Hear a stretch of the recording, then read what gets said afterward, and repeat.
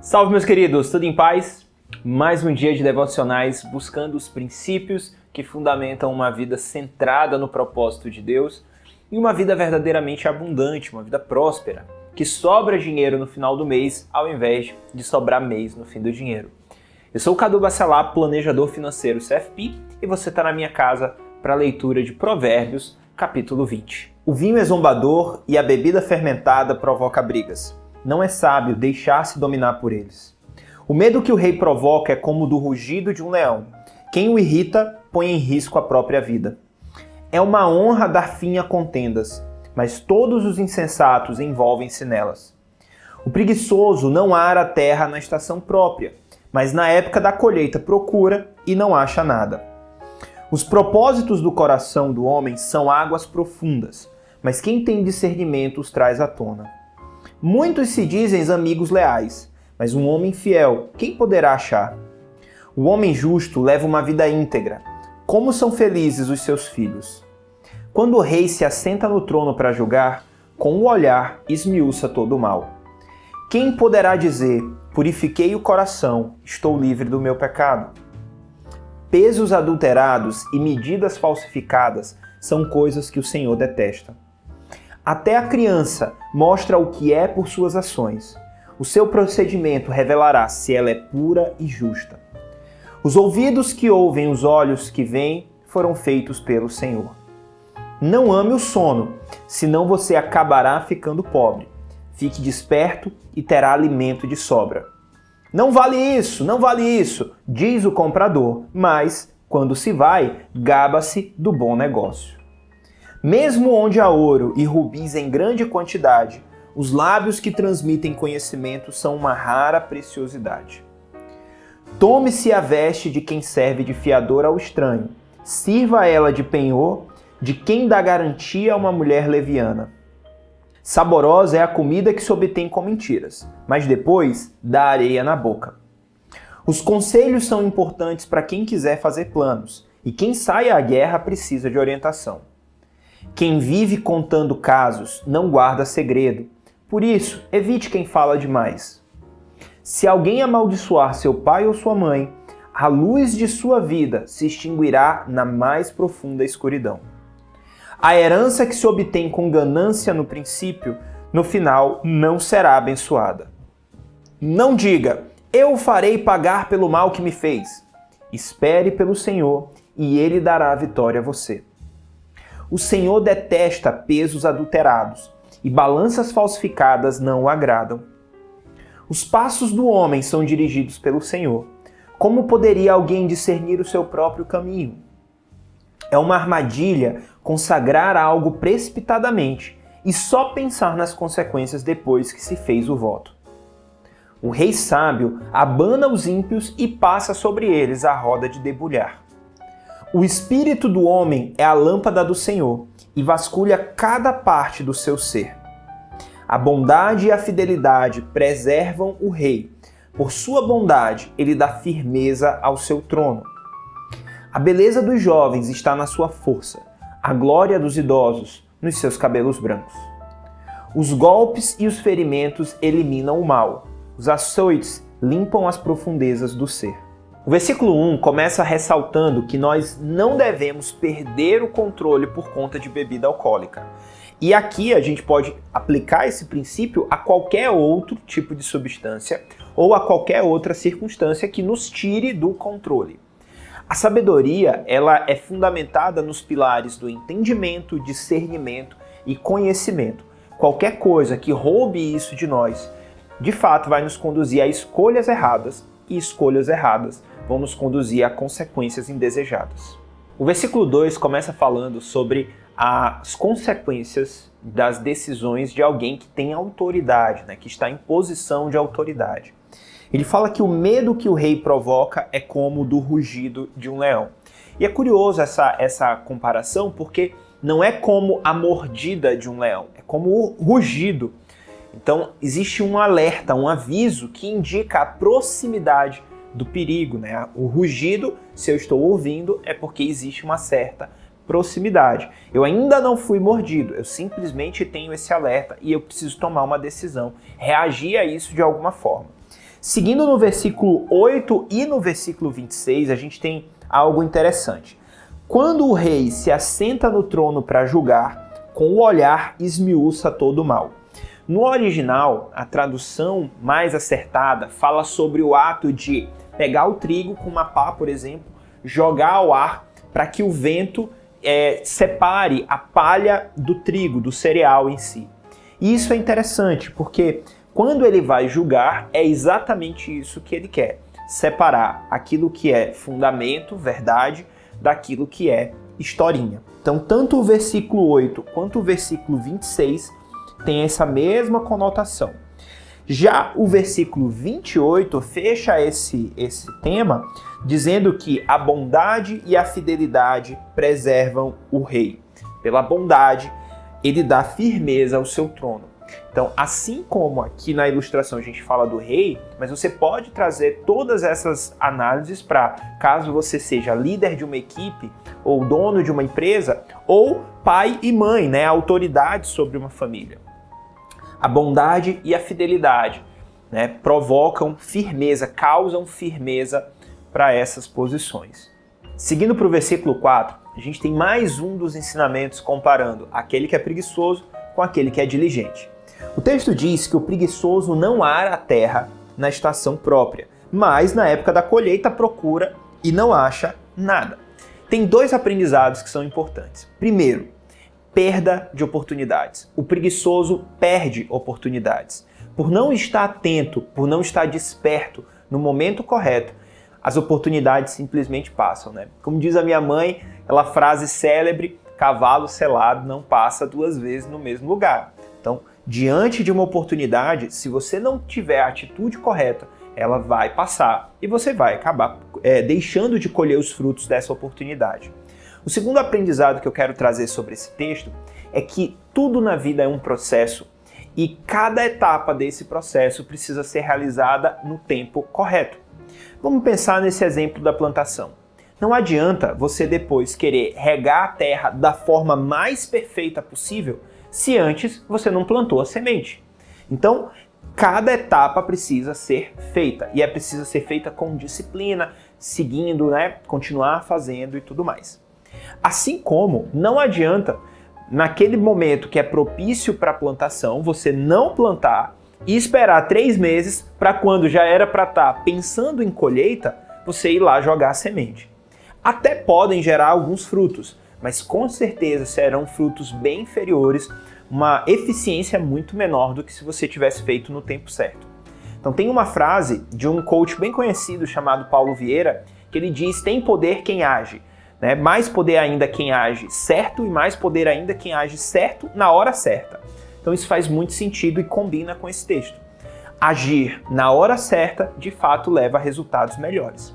E o texto avança, né? Na verdade, tem um outro versículo que vai mostrar as consequências dessa atitude. É o versículo 13, que fala o seguinte: não ame o sono, senão você acabará ficando pobre.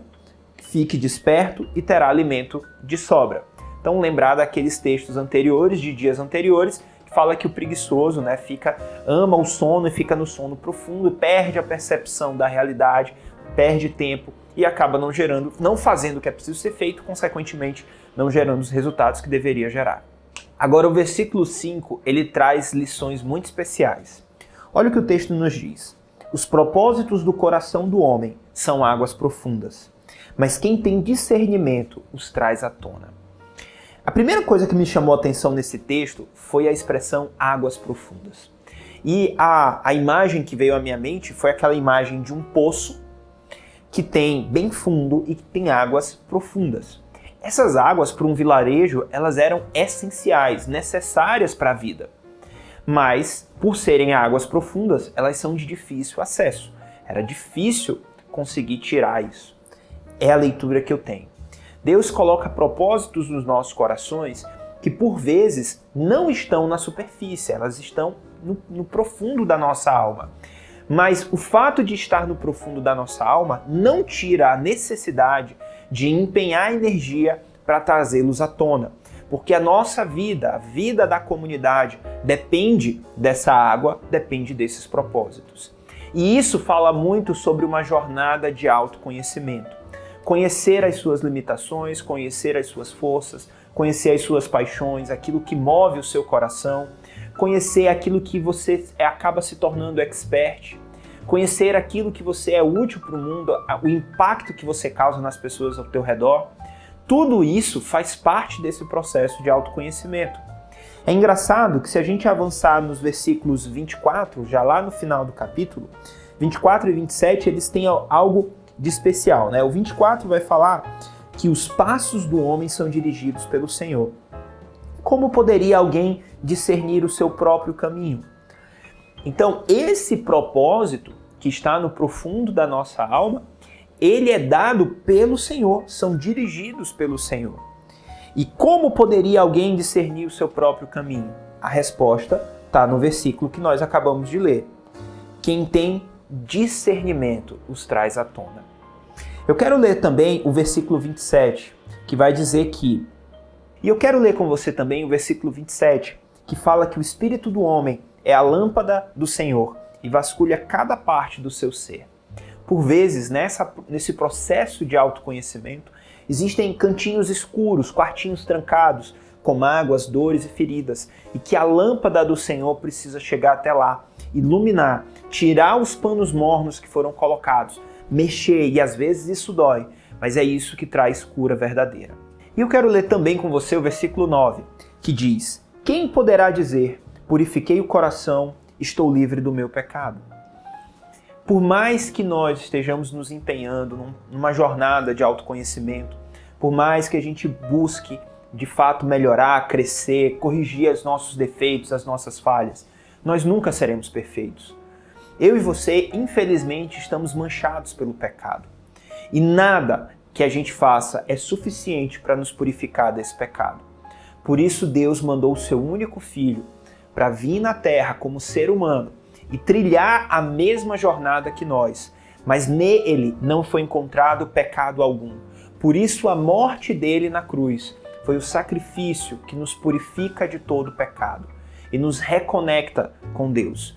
Nos leva de volta a trilhar uma jornada em direção à vida, ao invés de trilhar essa jornada em direção à morte. Portanto, busque a Deus, busque nele o perdão dos seus pecados para seguir a jornada. O versículo 7 fala sobre a integridade e a justiça caminhando de mãos dadas. E o resultado natural é sermos exemplos para os nossos filhos, né? Por isso ele fala como são felizes os seus filhos.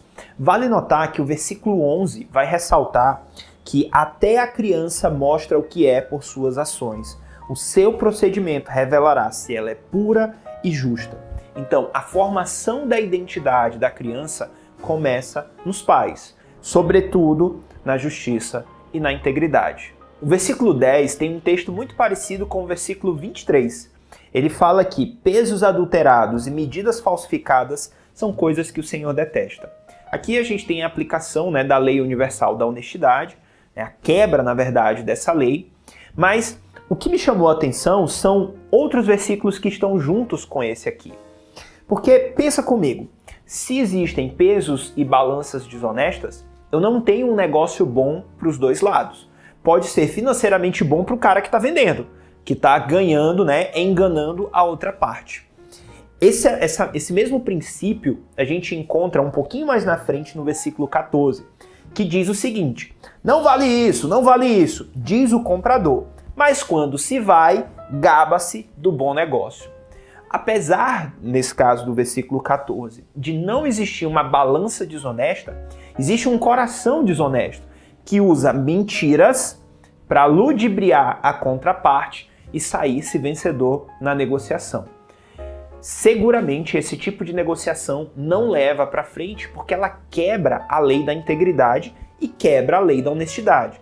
Você até tem um ganho imediato, mas no longo prazo isso não vai te levar para frente, não vai te conduzir para uma vida abundante.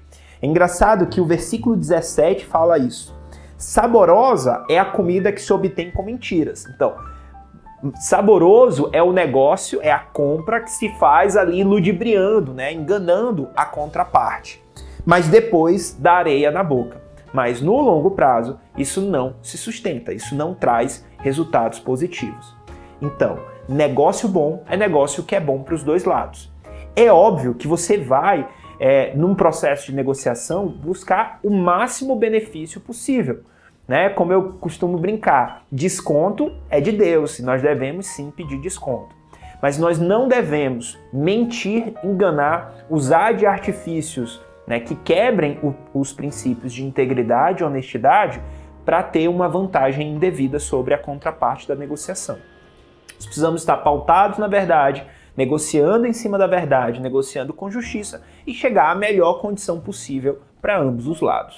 Eu quero ler com você também o versículo 12, que diz que os ouvidos que ouvem e os olhos que veem foram feitos pelo Senhor.